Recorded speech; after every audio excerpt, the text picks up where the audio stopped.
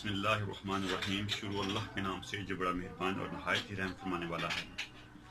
लाखों करोड़ों दुरूद व पाक नबी पाक सल्लल्लाहु अलैहि वसल्लम की ज़ात पर और आपकी आल पर। दोस्तों, हम आज की इस नशिस्त में एक ऐसा तसलसल का आगाज़ करने लगे हैं कि वो दोस्त जिनके पास वक़्त की किल्लत है या वो किसी तरह जो है वो उस तरह का टाइम गेन नहीं कर सके कि उनको जो है वो सिविल प्रोसीजर कोड जो है वो सेक्शन बाय सेक्शन जो है वो पढ़ने का मौका मिला हो, तो हम उनकी सहूलत के लिए जो आज कोड ऑफ सिविल प्रोसीजर है उसको सेक्शन बाय सेक्शन जो है वो शुरू करने लगे हैं और इंशाअल्लाह ताला हम जो है वो इसको मुकम्मल करेंगे। इस तरह वो तमाम दोस्त जिन्होंने जो है वो सिविल प्रोसीजर कोड को अंडरस्टैंड करना हो या उनकी कन्फ्यूजन हो, तो अगर वो हमारे साथ चलते जाएंगे तो उम्मीद है कि वो इससे फ़ायदा हासिल कर सकते हैं। तो इस सिलसिले में जो है वो आप हमें सब्सक्राइब फरमा लीजिएगा ताकि हमारे हर जो है वो जो CPC के डेट लेक्चर है वो आपको मिलता रहे और इस तरह आप जो है वो मुकम्मल CPC से आगाही हासिल कर सकें।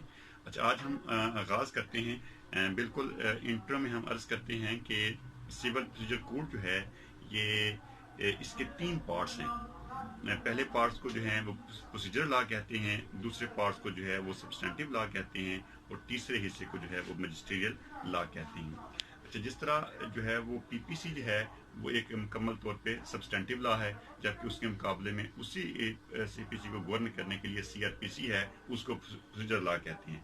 CPC का कमाल ये है कि इसके अंदर जो है वो सब्सटेंटिव लॉ भी मौजूद है और प्रोसीजर लॉ भी मौजूद है और इसके साथ जो ज़ाफ़ी इख्तियारात हैं इसमें वो सिविल कोड के पास वो मैजिस्ट्रियल लॉ के हैं।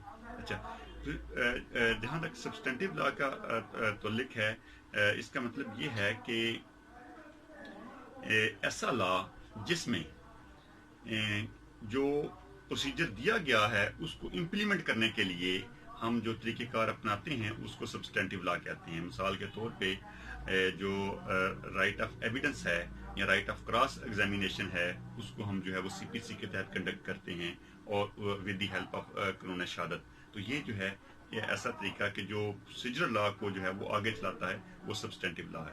और जो प्रोसीजर लॉ है वो ये है कि किसी भी जो है वो दावे का तसलसल उसको जो है वो स्टेप बाय स्टेप लेके जब आगे हम चलते हैं तो इसको प्रोसीजर लॉ कहते हैं कि पहले प्लेंट आती है, फिर रिटन स्टेटमेंट आती है, इश्यूज फ्रेम होते हैं, फिर उसके बाद जो है वो एविडेंस, फिर उसके बाद जो है वो क्रॉस एग्जामिनेशन, फिर उसके बाद जो है वो फाइनल आर्गूमेंट्स। ये सारा तसलसल जो है ये सारा बयान हुआ है CPC के अंदर, इसको जो है वो हम प्रोसीजर लॉ कहते हैं। और जहाँ तक मैजिस्ट्रियल लॉ का तो लेके वो ये है कि सिविल कोड के पास ये एहतियात भी हैं कि वो किसी की प्रॉपर्टी को अटैच कर सकती है, उसको सेल कर सकती है, किसी की बेलेबल वारंट इशू कर सकती है, किसी की नॉन बेलेबल वारंट इशू कर सकती है और किसी को जो है वो कन्फाइन कर सकती है, सिविल प्रिजन में भेज सकती है। तो ये सारे जो है वो मैजिस्ट्रियल एहतियात हैं। अच्छा, हम कोशिश करते हैं कि इसको जो है वो इस तरह लेके चलें कि ताकि जो है वो किसी किस्म की कन्फ्यूजन ना रहे। हम सेक्शन बाय सेक्शन जो है उसको लेके चलते हैं, लेकिन हम उन सेक्शन को इग्नोर कर देंगे अंदर से कि जो बिल्कुल जो है वो गैर अहम है। सिर्फ जो है वो अहम जो है वो सेक्शन, ताकि ये जो है वो जितनी जल्दी मुमकिन हो सके ये ख़त्म भी हो। कहीं ऐसा ना हो कि ये एक लामुतनाही सिलसिला चलता रहे फिर ये ख़त्म होने का नाम ना हो। तो इसलिए हमने सिर्फ जो है अहम सेक्शन जो है वो उनका ही जिक्र करेंगे। अच्छा, सबसे पहले जो है वो इसका जो सेक्शन 2 है उसका पार्ट 2 है कि डिग्री क्या है।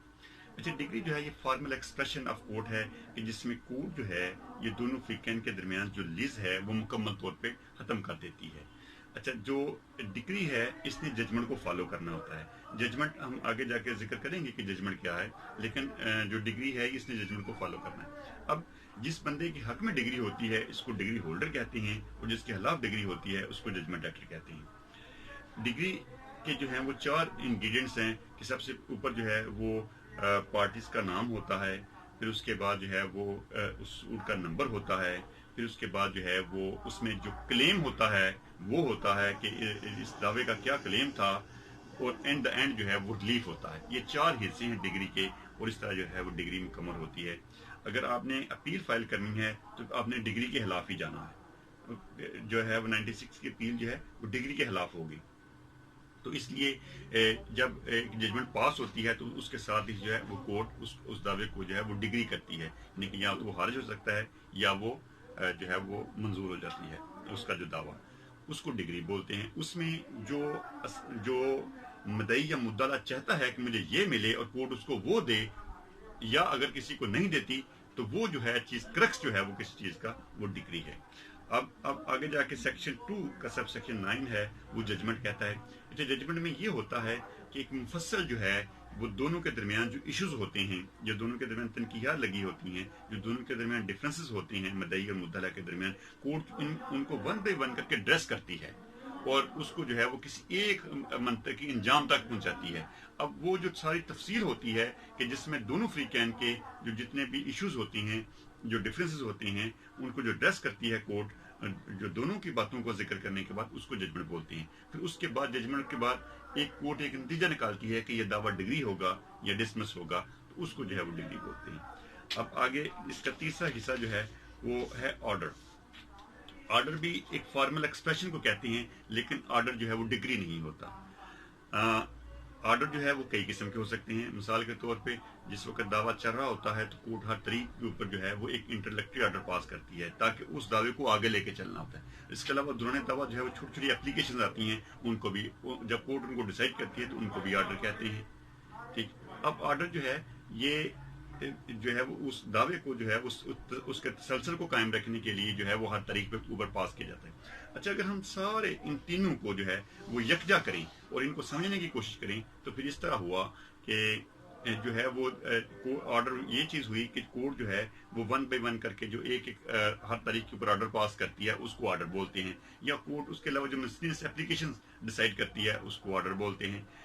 لیکن ججمنٹس جو ہے وہ جب کورٹ جو ہے وہ دونوں فریقین کے درمیان جو لیز ہے اس کو ونس فار آل جو ہے وہ ایڈریس کر کے ان کے درمیان جو جتنی بھی ایشوز ہیں ان کو سبھی کو ایڈریس کر کے جو ایویڈنس آئی ہیں ان کو ذکر کر کے ان کا مفصل طور پہ جو ہے وہ ان کو بیان کرنے کے بعد کورٹ جب کسی ایک نتیجے پہنچتی ہے تو اس کو ججمنٹ کہتے ہیں۔ اور جب وہ کرکس جو نکل جاتا ہے اس کے بعد کہ اس کو کیا ریلیف ملنا چاہیے تو پھر اس کو جو ہے وہ ڈگری بولتے ہیں۔ تو ان تینوں کے درمیان جو ہے وہ یہ ڈفرینس ہوا۔ اب اس کے بعد اگلا جو سیکشن ہے جو بڑا اہم ہے وہ ہے سیکشن 6، وہ ہے پیکیونری جورسڈکشن۔ اچھا، سی پی سی کے اندر جو ہے پیکیونری جورسڈکشن کے متعلق یہ کہا گیا ہے کہ کسی بھی کورٹ کو جو ہے وہ کس حد تک کتنی مالیت کا دعویٰ ہو تو اس کو وہ سننے کی حیثیت رکھتی ہے۔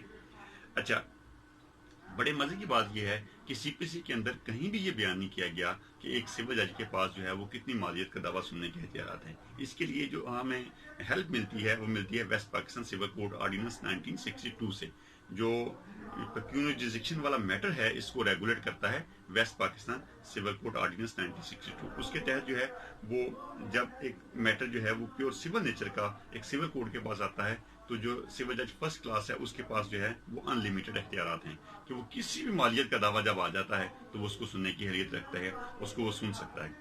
اب جو سول جج سیکنڈ کلاس ہے اس کے پاس جو ہے 5 ملین تک یعنی کہ 50 لاکھ تک جو ہے وہ مالیت کا دعویٰ ہو، اگر کسی دعوے کی، کسی مدعا کی، کسی کلیم کی مالیت جو ہے وہ 50 لاکھ تک ہو یعنی کہ 5 ملین تک ہو تو وہ جو ہے وہ سننے کی اہلیت رکھتا ہے سول جج سیکنڈ کلاس۔ اور جو سول جج تھرڈ کلاس ہے اس کے پاس صرف 1 ملین تک جو ہے وہ 1 ملین تک مالیت کے دعوے کی سماعت کرنے کے اختیارات ہیں، اس سے زیادہ وہ جو ہے وہ سماعت نہیں کر سکتا۔ تو اس طرح ہم جو ہے وہ پیکیونری جورسڈکشن کو سمجھیں گے جو ہے وہ West Pakistan civil code ordinance 1962 کی مدد سے۔ اب ہم کوشش کریں گے جو اس کا نیکسٹ پارٹ ہے وہ ہم اس کو جو ہے وہ سیکنڈ پارٹ میں جو ہے وہ آپ کے سامنے رکھیں، اور کوشش کریں گے کہ ہم سیکنڈ پارٹ میں بھی آپ کے سامنے 10-12 سیکشن جو ہے وہ رکھ دیں گے، اور اس کو جتنی جلدی ہو سکتا ہے وہ ہم پایہ تکمیل تک پہنچائیں گے۔ اگر آپ نے ہمارے اس تسلسل کے ساتھ رہنا ہے تو آپ سے دوبارہ گزارش ہے کہ آپ ہمارے اس چینل کو سبسکرائب فرمائیے گا، اس کو شیئر کیجیے گا اور اس کو لائک کیجیے گا۔ اللہ تعالیٰ آپ کو حامی ناصر۔ اللہ حافظ۔